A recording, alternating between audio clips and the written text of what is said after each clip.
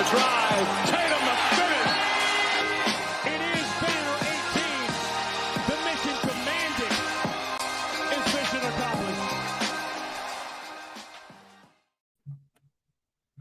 What's up, everyone? This is Noa Dalzell, and I'm here with a Monday night edition of You Got Boston, here to recap Celtics preseason and everything that we've learned so far about the team in Abu Dhabi.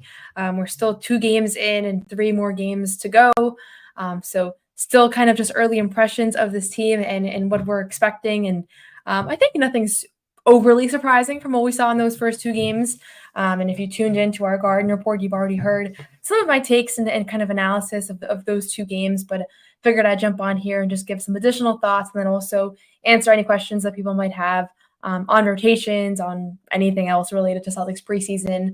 I'm going to be covering WNBA this week, so I'll be in Minnesota tomorrow and New York City on Thursday, but I'll be back this weekend to cover the Celtics preseason games, and then I'll be mostly around for the rest of the year. So excited for all of that, and I wanted to just introduce myself for those who don't know me. I think probably most of you do, but I cover the Celtics with CLNS, and then I also cover the WNBA and the Celtics for SB Nation. So all my writing is on SB Nation, video, media, all that is on here.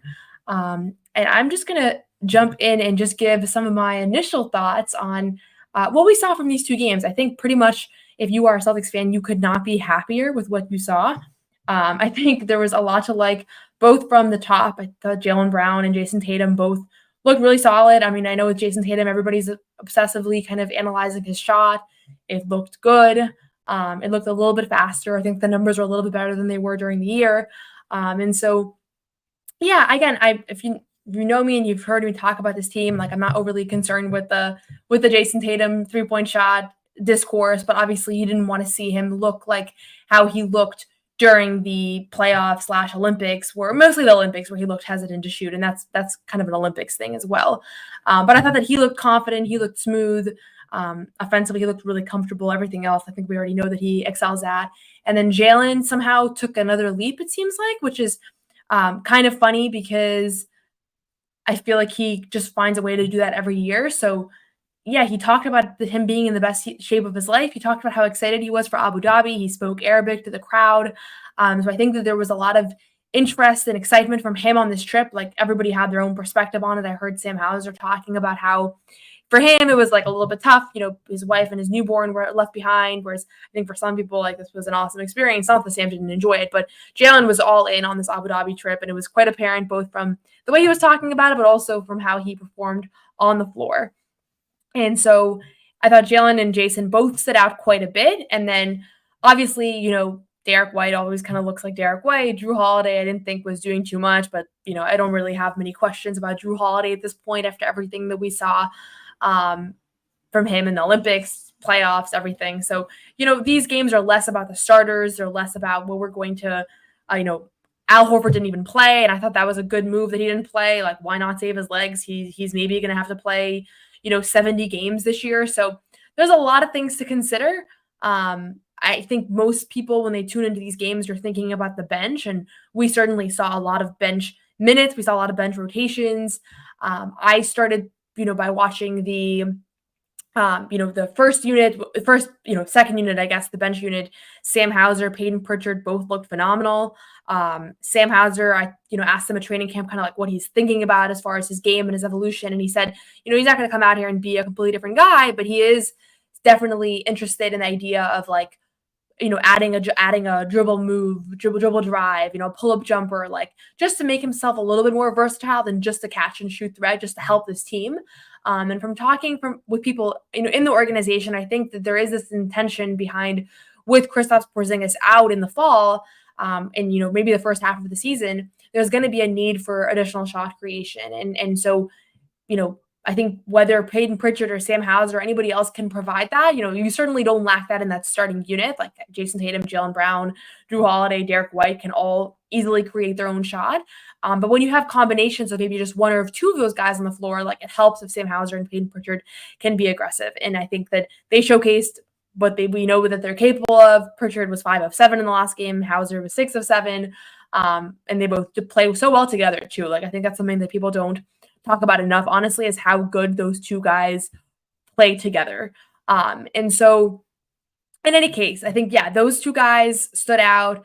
And then you start to go down the rotation. Like there's, the Jaden Springer and Jordan Walshes and Neemias Quetas of the world, where guys that could get minutes this year, but we don't know exactly what that role is going to look like. And not to lump all those guys together because I think that they're in three different situations. But those are the guys that I'm the most interested in watching in Summer League, just because at the end of the day, like we get to watch regular season reps with everybody else.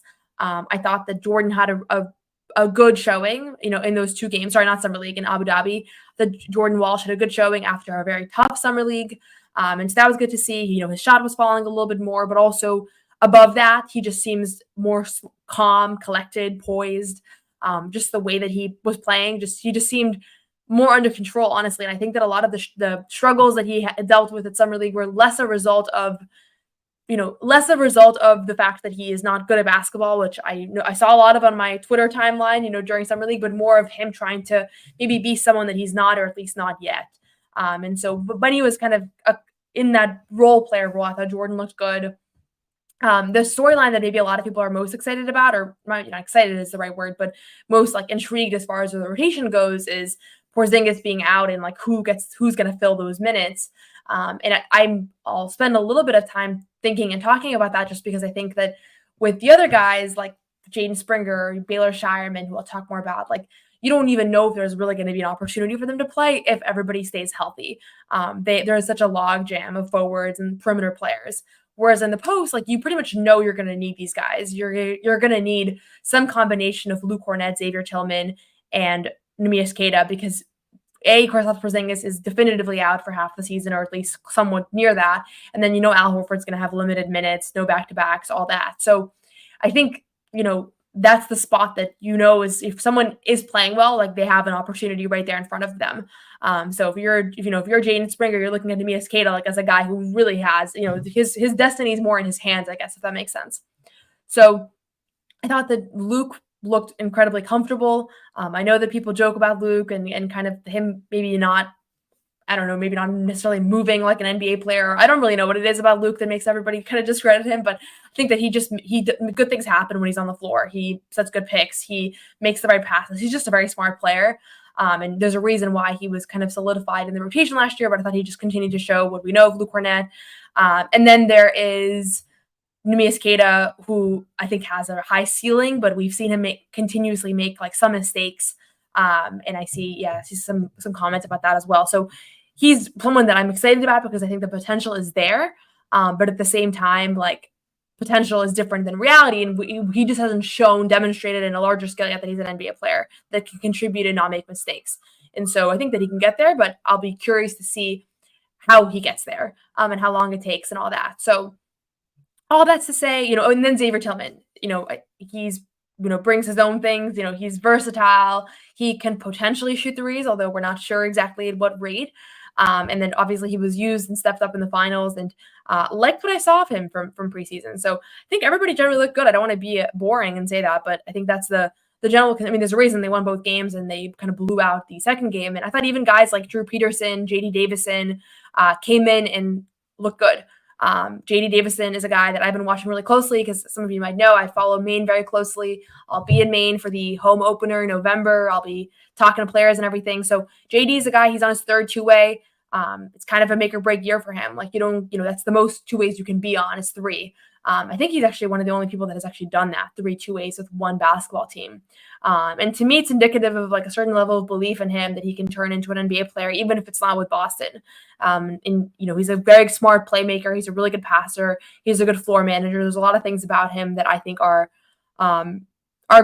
intriguing, even though he's a little bit undersized and he's not a proven shooter. So anyways, he did look good in his minutes. Drew Peterson looked good in his minutes. So for the most part, guys had good showings. The end of rotation guys like Baylor Shireman and Lonnie Walker, who I can get more into, like they looked a little rushed. But I also attribute a little bit of that to like all this pressure of being Lonnie Walker and coming in with 4 minutes to go and taking 3 shots. Like I'm not going to make sweeping generalizations about anybody's game from being in that position. So anyways, that was my opening thoughts, but I will go through some of these questions right after we hear from our friends over at Game Time. I love going to events right now. It's football season. I love going to football games, concerts, really any events. Living in Boston, you can just put in any event into the Game Time app, and you can get the best prices guaranteed. Game Time has a new feature called Game Time Picks that makes getting tickets to see your favorite teams play live even easier. Game Time Picks filters out the fluff to show you only incredible deals on great seats so you don't have to waste time searching through thousands of tickets. So all you have to do is figure out what it is you want to attend. For example, I'm looking right now to get tickets for my family for opening night for the Celtics. So I can search that game in, browse through the seats on Game Time Picks.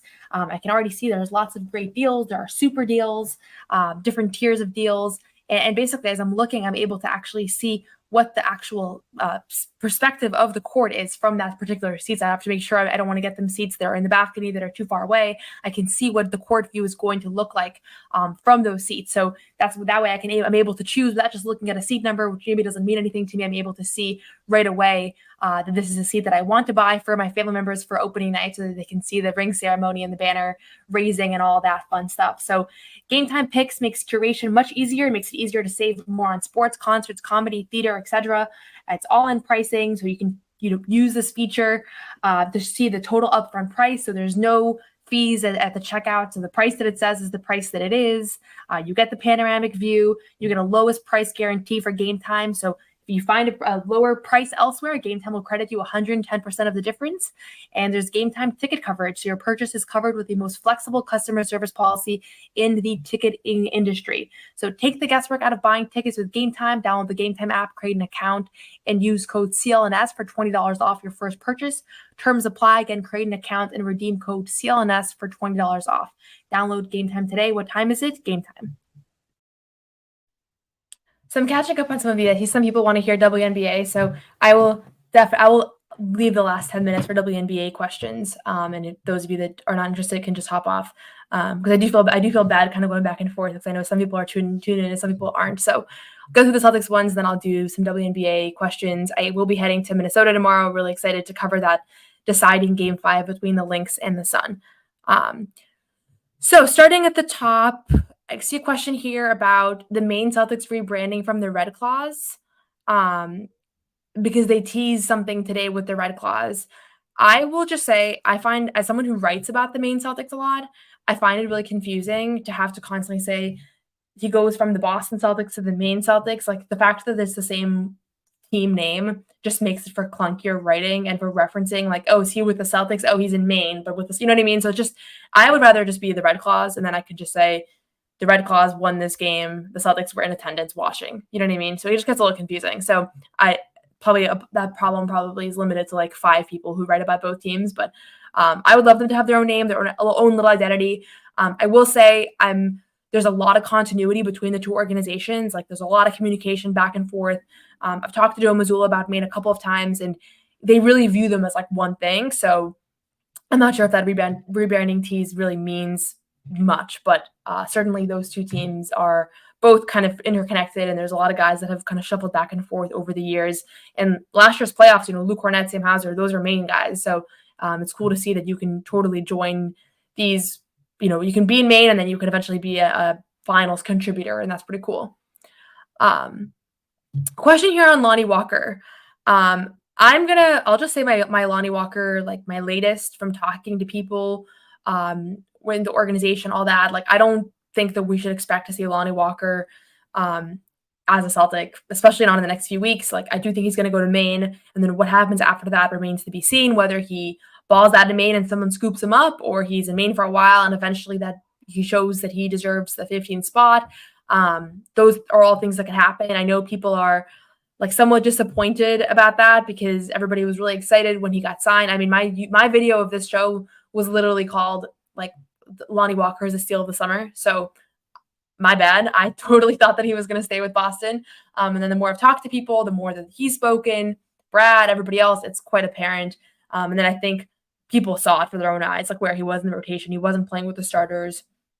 I will piggyback off this question and say, I think it'd be fun in general to watch more mixed rotations as far as like Tatum playing with JD Davison. You know what I mean? Stuff like that you don't normally won't see, because I feel like what we generally saw in the 2 Abu Dhabi games was like starters playing together, the regular bench playing together, and then like the main Celtics guys playing together. And so I do think it's helpful just to get those reps in. I'm sure they get them in practice, but it'd be fun for like media and fans and everybody else to get to see. So, yeah, we'll see. We'll see kind of how things look there. I mean, there's still 3 preseason games, 2 at home and 1 in Toronto. So maybe Lonnie Walker gets a bigger spot, a bigger opportunity to get some reps in. Maybe they start mixing and matching a little bit more.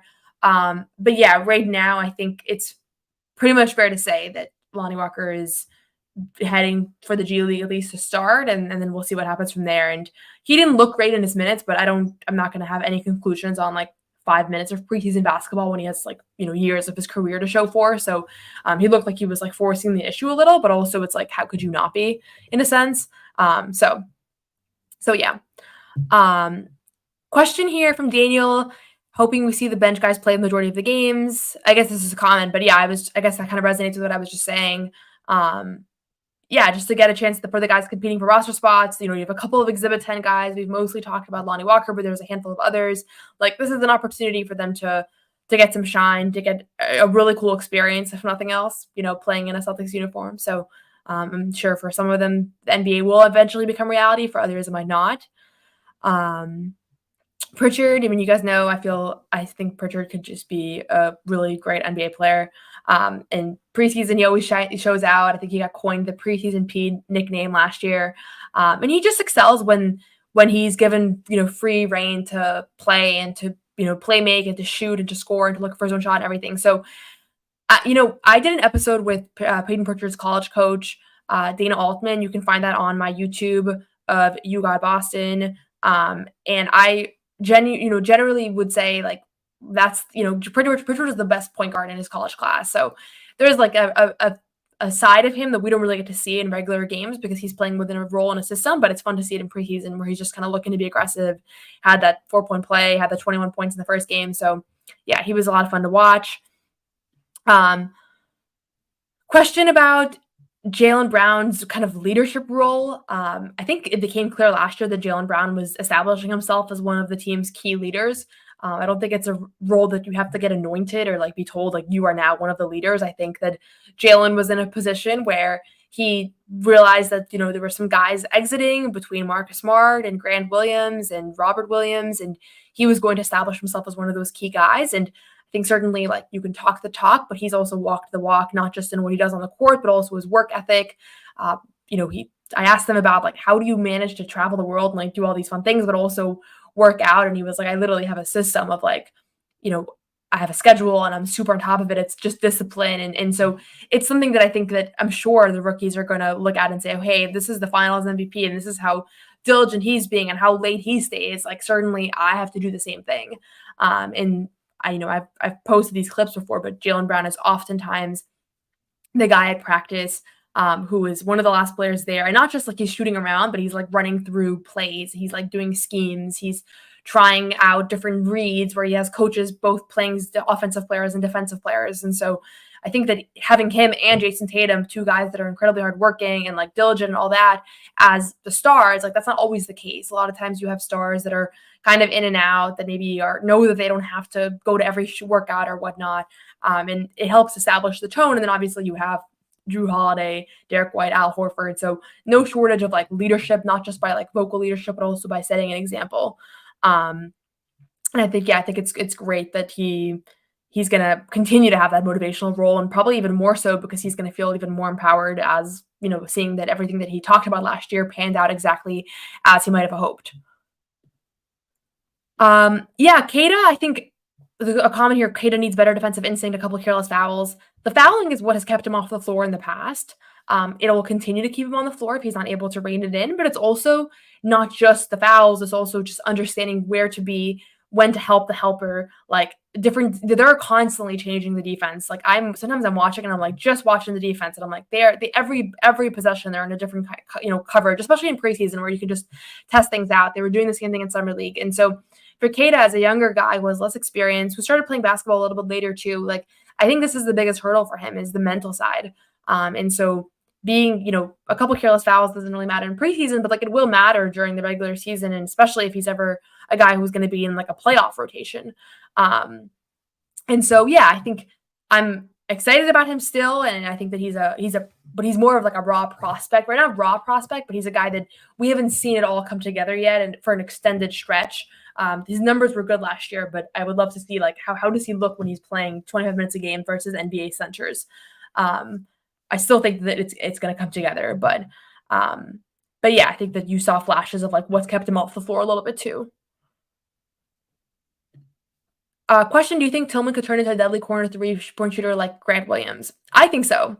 I know that like they keep track of everybody's shooting numbers, and for obvious reasons, that's not public information. But I would love to know behind the scenes like where he stacks up against other players, because he feels to me like he's honestly like has to be near the upper half of the roster at least. Like he shoots all the time in front of us. He has a nice looking shot, confident.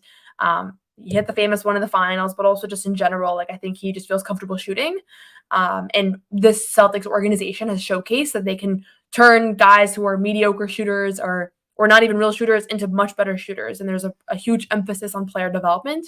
And so I don't know, you can't guarantee that or anything, but he's certainly showing flashes of being a guy who can become a consistent 3-point shooter in the future. And I think that's part of why they signed him to a 2-year deal. Part of why they traded for him is because they're not viewing him as like a non-shooter, clearly. And question here on Luke's shooting threes.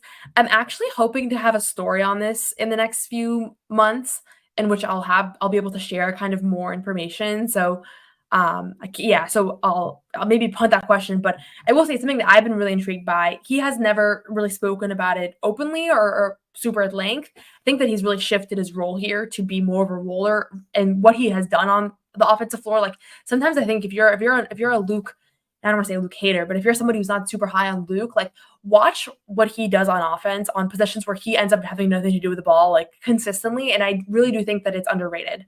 And so I don't know that he'll never shoot threes. He still practices shooting threes. It's still part of his warm-up routine, his practice routine. But he's not currently at the threshold or whatever it is for shooting threes. But I'm hoping to have a story where I get a little more deep on that and kind of on the Luke shooting whole story. Because I know I get this question literally every single live stream. So hopefully I'll be able to have a better answer in the future. Question here: if the Celtics do leave the 15th spot open, how would people feel about a Gordon Hayward reunion halfway through the season if he's open to coming off the bench? That's a tough one. Personally, I'm like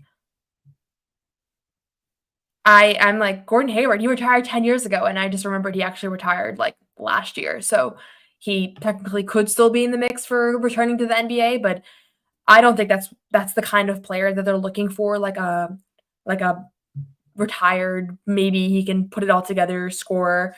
I think if they do sign somebody for the 15th spot, it will either be somebody from Maine that has really impressed, like maybe a Lonnie Walker, maybe a JD or something like that, or it's going to be a big man because they are continuing to have more injury troubles, or like Al has something going on, or Porzingis gets hurt again. Like I think that it's going to be more insurance in that department. That's my guess. I would be surprised if it was like an older veteran player like a Gordon Hayward. And I'm going to skip the WNBA question because I'm going to get to it for the last few minutes here. Tatum's shot in the Abu Dhabi games. Tom says here, I thought it looked smoother, but not sure if that's just me hoping so. So the thing with shooting, and I always say, like, we talk about shot mechanics all the time. Like, at the end of the day, whenever shots go in, to me, they look smooth. And the reason is like Al Horford, right? Like his shot doesn't look smooth. It looks so awkward the way that he positions the ball in his hand. Like it doesn't look smooth at all, but he's been an elite shooter these last few seasons. And so you have to just acknowledge that it goes in and not really worry about how it looks. So that's kind of how I feel about Tatum. Like I still think he doesn't have like the most beautiful shot. There's a lot of guys on the team that I think from an aesthetic standpoint, like their shot makes more sense.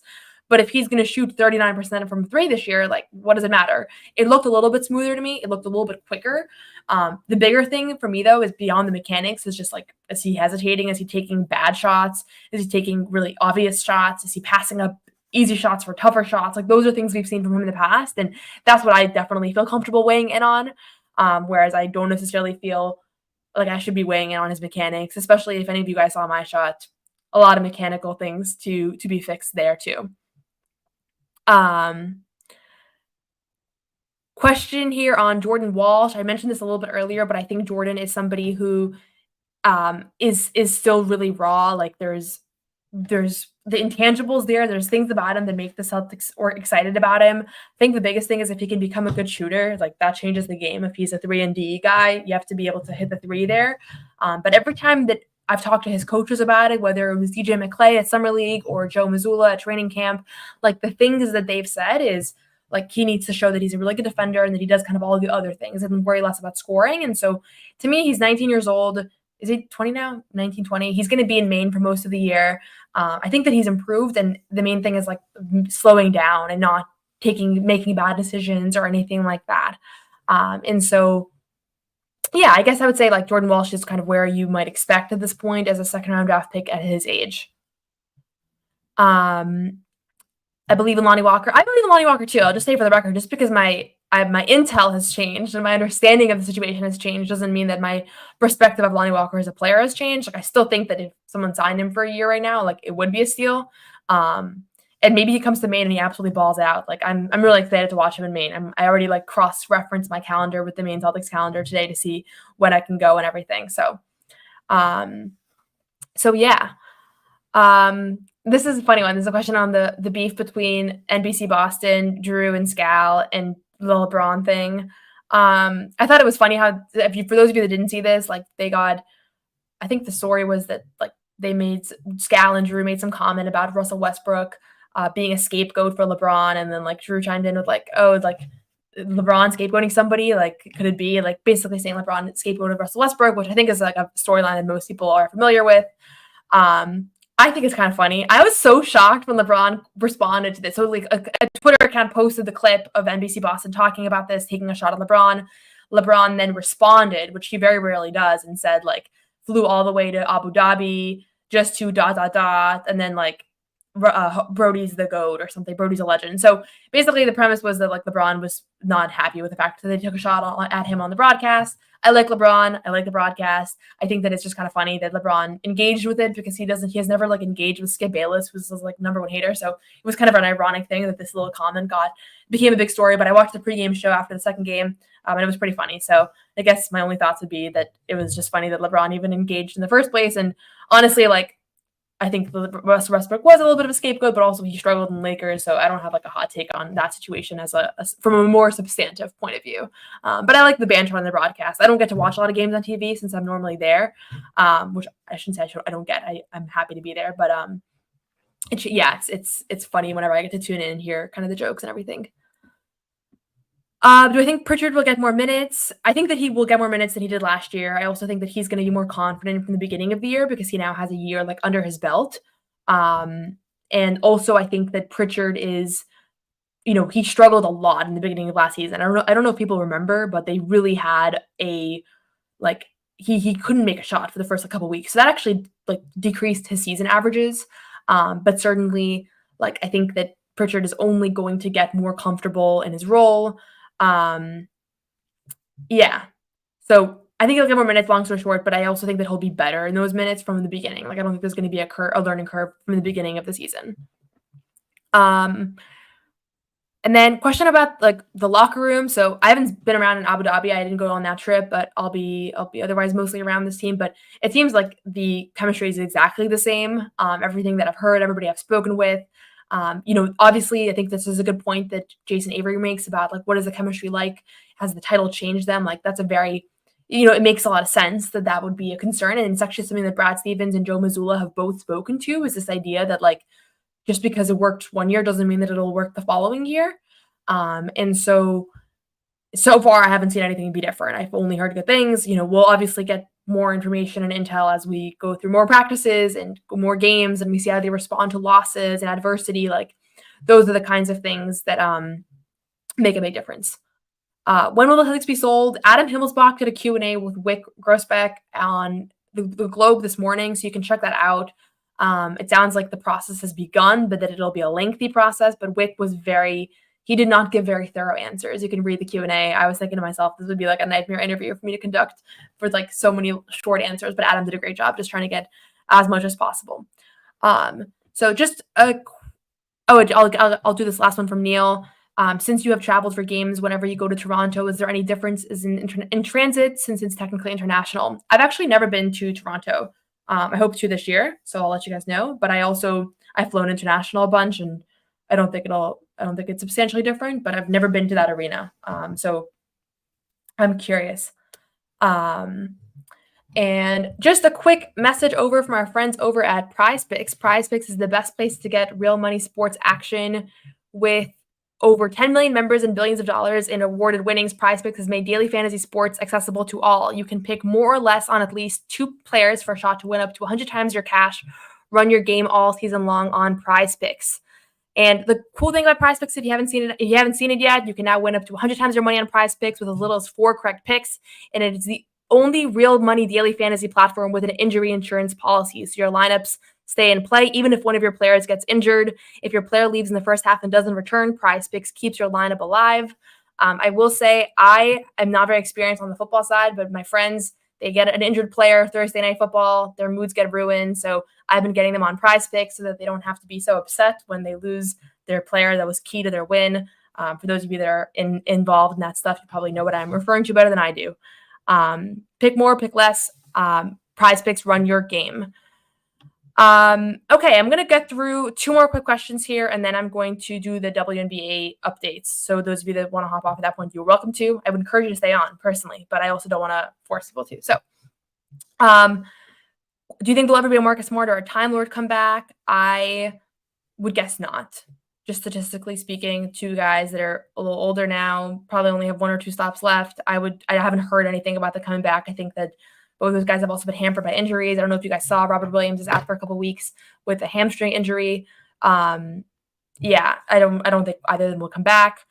A bet about over under and 65 wins. I think under. I think they're going to win less games than last year. Just inevitably, there's going to be more adversity, more injuries, whatever. Knock on wood, but that's my guess. And then thank you for respecting my opinion. What are Noah's keys the Celtics repeating? I think the number 1 thing is health. The number 2 thing is just Jayson Tatum and Jaylen Brown playing at high levels, which is so obvious. But yeah, you can't take their performances for granted. So I think if they can stay healthy and those 2 guys can play at the relative same level they played in the last few years, and everybody remains kind of bought in, there's no like new egos or things. I don't think there will be, but health is really like the biggest one because you just can't take for granted they were a very healthy team last year with the exception of 1 guy. So yeah, that's my take on it. I do think they're going to win the championship, but I also think that it's not like a guaranteed thing or like a surefire thing because there's just other contenders and statistically speaking, it's still unlikely. So that's my last Celtic question. I'm going to do like 5-10 minutes on WNBA. So feel free to put in any Connecticut Sun questions or WNBA questions in the chat and I'll be happy to answer those. But I will start with an early one. Okay, top question here. What does the Sun need to do most to win in Minnesota? So for those of you that have been following the Connecticut Sun are New England's professional basketball team. They are one of the best defensive teams in the league, and they're facing the Minnesota Lynx, who are also one of the best defensive teams in the league. So it's kind of a fun matchup because I really think it can go either way. The teams can kind of beat each other at their own game. And defensively, like it's not a pretty series. Like there have definitely been series that are more the ball literally going through the basket more. But I think with both of these teams, they have just elite defenders. The key is, honestly, is sometimes you look at the starting lineup of this Connecticut Sun team and every single player has a top shooting night. And it's because they don't have that many consistent shooters. Like Marina Mabry is their best shooter. Ty Harris is another good shooter. But outside of that, like a lot of their shooters, like DeWanna Bonner shoots around 30%. DJ Carrington shoots below that. So it's just tough when you're playing against a team like Minnesota that's full of great shooters, like Bridget Carlton and, Alana Smith and Kayla McBride and Fuser Collier. Like they're all great shooters. And so it's really hard. I mean, we talk about this with the Celtics all the time, but there's a 3-point disparity that's almost insurmountable when they're chucking up, 60 3-pointers and making them at a good clip. Like, how can they be beat? And so for me, the Connecticut piece is Connecticut's thing is like obviously the defensive intensity has to be there. Obviously they have to take care of the ball, like just do smart things. But also if you look at the box score and everybody struggled from the field, it's going to be really hard to beat Minnesota because Minnesota's been the best 3-point shooting team all season. And so last night that was last night. Yeah, I was in Connecticut and the Sun shot really well. Like everybody, DeWanna Bonner was 8 of 12. DJ Carrington was 6 of 10. Alyssa Thomas was 8 of 17. I can't believe I remember everybody's stat lines off the top of my head, but everybody shot well. I think all 5 starters shot above 50%. Ty Harris was 5 of 8 from 3, I believe, after not scoring the first 2 preseason games. So it's going to come down to offense because I do think the defense is pretty much reliable for both of these teams. And yeah, I'll be in Minnesota. I'll be covering the game. I'll be talking to players pregame. If there's things in particular people are curious about as it relates to this team, feel free to message me. Feel free to reach out with any questions about this matchup. They won the first game on the road, and then they lost 2 straight. And I'll be honest, like I was pre-writing the What Went Wrong for Connecticut article at halftime because they were down by 7, but I was just thinking to myself, like, this team doesn't look like they can turn this thing around. They come out in the second half, and it was the best basketball I've watched them play in, honestly, maybe since I started covering this team. Like, they were just outstanding in the second half. Defensively, they were all over it. Offensively, they were sharing the ball. I think that's something else that Alyssa Thomas has commented on, is this idea that this team, they don't have a bunch of like one-on-one ISO killers. So they really have to rely on their own team, their team, their passing, and getting easy shots, because if they're not going to beat other teams at their own game. And so, yeah, I was really impressed by what they did in the second half last game. And I will say, like, I think I honestly, I thought Connecticut was done, but now that they've come back and won this game to tie things up after losing 2 straight, like I do believe in their chances here. And they're a very veteran team. There's a reason why they got to this point where they're one of 3 remaining teams standing here. So I don't know that I have a prediction, but I'm excited to see kind of how everything pans out here. Oh, I love that I'm getting some WNBA questions here. Okay, looking through these. In my opinion, should Caitlin Clark consider playing in Europe? So in the offseason right now, there's a couple different options of where players can go. They can go overseas where they can make, generally speaking, more money, although it's not always completely clear how much money they're making. They can also play in Unrivaled, which is for the best players in the league, but it's a 3-on-3 basketball league that's going to be in Miami starting in January, that actually Nafisa Collier and Brianna Stewart have co-founded, and it's for the best players of the WNBA. So it's not an option for like every player, but Caitlin Clark definitely was invited to that. If she wasn't, it would be a massive story, but I'm almost certain she was invited. And then there's also like a couple other domestic options, but primarily speaking, like you go to Europe if you're going to play 5-on-5 basketball. And I think that she should not go this year because Caitlin and Angel Reese and the other rookies, they had a college season, a March Madness tournament run. They were literally drafted like a few weeks after their NCAA run ended. And then after that, they go to literally to training camp and preseason, and the regular season starts and the playoffs. And so she hasn't had like a second. And, it's hard to even fathom the fact that she's been playing for basically a year straight, and playing in a completely different, a more elite level of basketball and having to adjust and all that. So from my standpoint, like, I think she should probably just take some time and recover. And if nothing else, maybe do this 3-on-3 league because it's not going to be as taxing. It's not going to be as long. But going to do a whole new professional season on the heels of a college season wouldn't be my recommendation, especially because she doesn't need the money. Like, she has the brand endorsements and everything. So she's not somebody that's like because otherwise a rookie salary is $70,000 a year. So for some rookies, it's like obviously you're going to go overseas because you want to make good money, and $70,000 is not necessarily like what your aspirations were. So yeah, that's my take. I see another question about Caitlin Clark in Europe. How far are the favorite from becoming contenders? I think the number one key for them is going to be re-signing Kelsey Mitchell. She's a free agent this summer. And you have to keep her around. She is such a talented scorer. I think that she elevated Caitlin Clark's game. The two of them just developed a great backcourt chemistry. I think if you can re-sign her and you have those two as your guards, those are two of the best guards in the league. Post-Olympic break, they were the 2 highest scoring guards in the league. And then you have Aaliyah Boston as your forward. Around those 3 players, you get a couple good pieces, and I think you're a contender, honestly. Like I already thought that they were not a contender this year, but that they were not that far from it. And they ran up against a very good Connecticut Sun team that was also, playing really well in those 2 games. And even so, that could have gone differently. I think they individually had really tough series. Like Caitlin Clark and Kelsey Mitchell both struggled in those 2 playoff games, at least to their standards.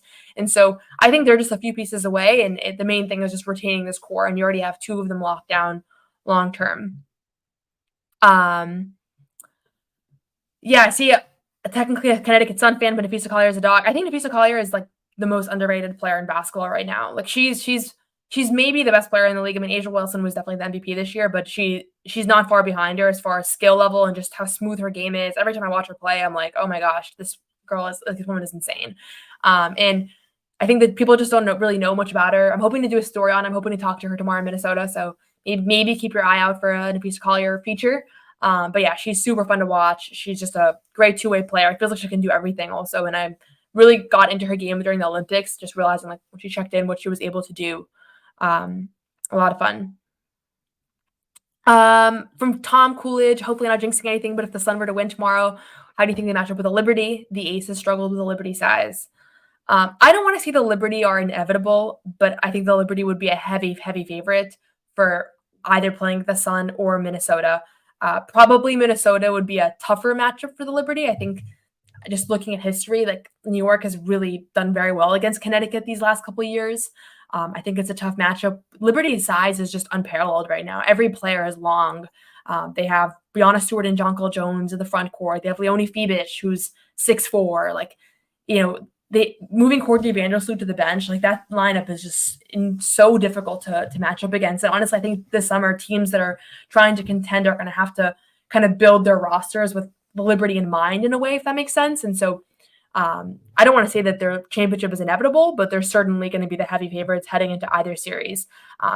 Connecticut is just all the pieces have to come together. Everything has to click. Everything has to go well. I just don't think that you have to, you can't count on multiple good shooting games for them. Whereas you can count on that much more for New York or for Minnesota, just looking at the numbers. I mean, Marina Mabry is going to be huge here for Connecticut. She's going to have some big shooting performances. She struggled, the game that they lost, game 4 or game 3, 1 for 11 from the field. Like they can't overcome that. They don't have the margin of error that maybe other teams have. And I think they know that. Stephanie White has kind of mentioned that. So, yeah, so I don't want to say they have no chance. There's always a chance, and Connecticut has squeezed out some wins. I mean, they beat them last time they played at Barclays. I was at that game, and it was a very impressive victory. But they have a smaller margin of error going into that game. So, yeah. Okay, let's see anything else. A lot of good comments here. First of all, thank you for the kind words. I've enjoyed getting to be a part of the CLNS network and all the nice messages and all the constructive feedback. So, yeah, thank you for all the nice comments. I sometimes just scan over them, but I do read them and appreciate them. So thank you. I talked about the fever. I think they are pretty close. I know Nafisa Collier. The one fun thing about if it's Lynx Liberty, there's the Nafisa Collier Breonna Stewart storyline, which is fun. Just 2 UConn greats going up against one another. That's a fun story in and of itself. I'm national as far as the WNBA side, so I'm not like a Sun beat writer, but certainly my focus has been Connecticut because I was a Sun beat writer before, and also because I live an hour from Connecticut versus everyone else is farther. But I do hope Connecticut can pull this one off. I've really taken a liking to that team. So although I'm supposed to be unbiased, yeah, I guess I was talking about this. Is the Liberty Championship inevitable? Yeah, I think between Sabrina and Breonna, like there's just so much has to go wrong. The same way that I said so much has to go right for Connecticut, a lot has to go wrong for New York. So I think they're beatable. It's basketball at the end of the day, and it's a best of 5. But I think they're the heavy favorites to win it all right now.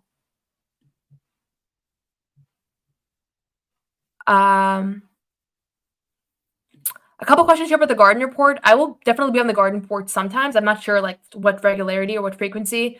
I've been going on for preseason and summer league and everything, but I'm not sure like if I'll be on every game or whatever. So I promise you'll be hearing my voice probably more than you'd like, regardless, between the hits that I do with Bobby Manning and then this podcast and some Garden Report appearances too.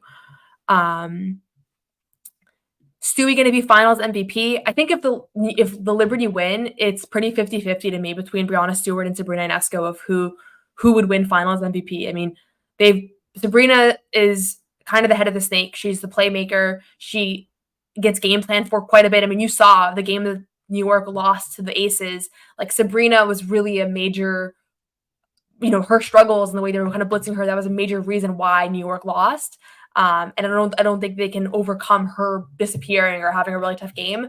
I honestly think that sometimes she's even more important than Breanna Stewart, although that's hard to say because Breanna is so important on both ends as well. But Sabrina has also evolved a lot defensively. So I would say, yeah, it's probably 50-50 between those two players.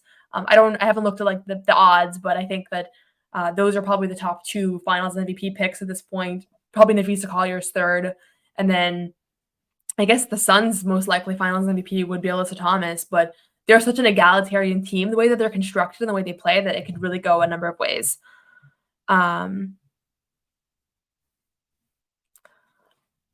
And then I'm gonna wrap it soon. Honestly, like, this has been, I've preached all the WNBA questions. I'm gonna try to do, you know what I'll do? I'll bring my mic and I'll do a WNBA episode from the road because I'm gonna be in Connecticut and in New York and in Minnesota regardless. I'll do a WNBA only episode this week too.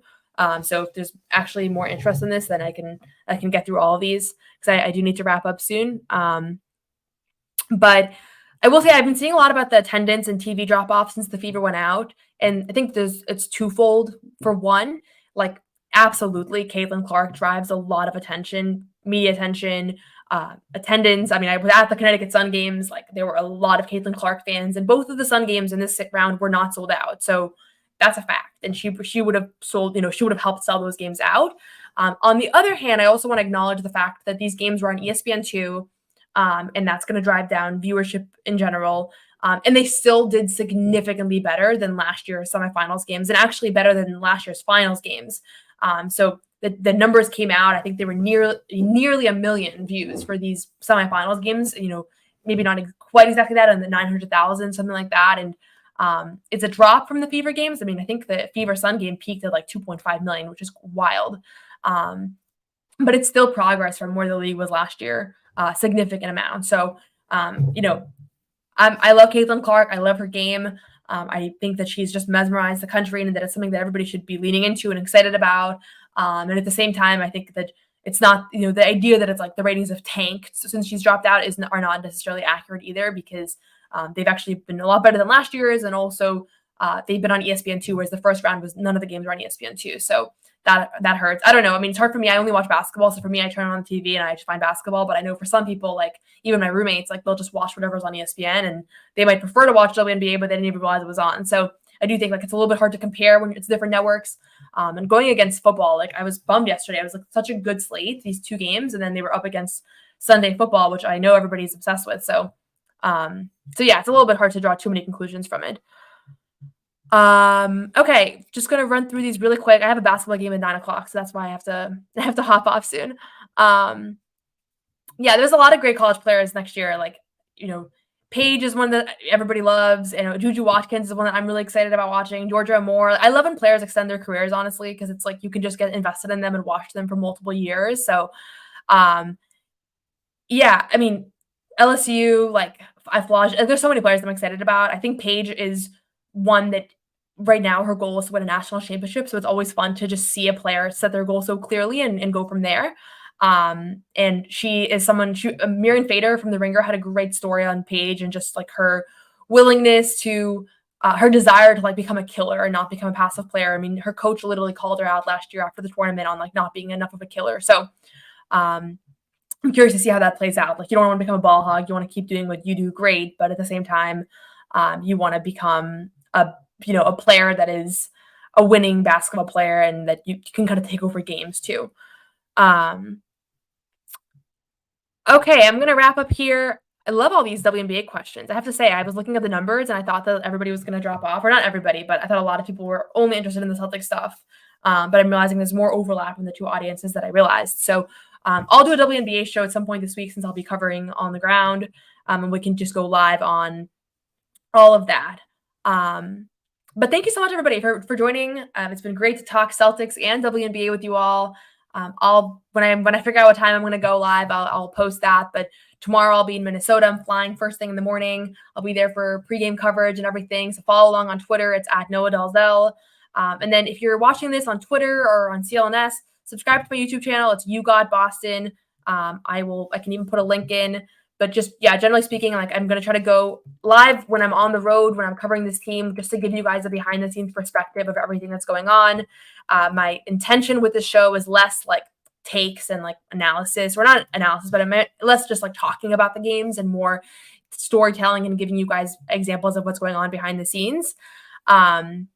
So put a link into the show so you can subscribe there. If you're watching this on my channel, you can also subscribe to CLNS where we have more content. But have a great rest of your night, everybody. Thank you so much and enjoy.